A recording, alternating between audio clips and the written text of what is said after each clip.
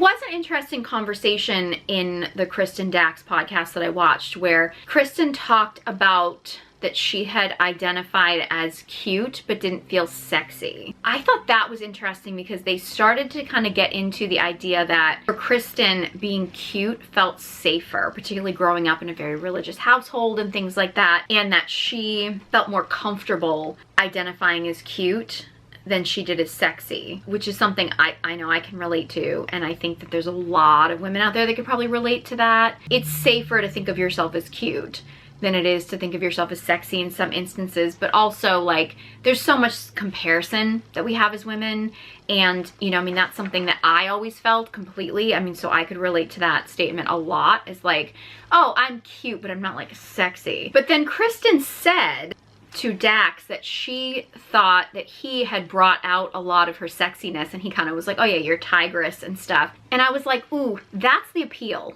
right? Like, that's the appeal that Kristen has to Dax. And I think that that became very clear as I was watching. Kristen is the good girl. She's the girl that, like, you know, she's Mother Teresa, she's angelic, she's like rescuing animals and rescuing people, and she's like always wants to help, and like that's her vibe. Dax is the bad boy. She gets to be bad with him. There's definitely a sexual component there that she's getting out of that relationship. Now, I'm not saying that she should have to deal with the little digs and jabs that he makes and whatever, and like, and that she has to deal with all his insecurities. I'm not saying that, but like that's the draw.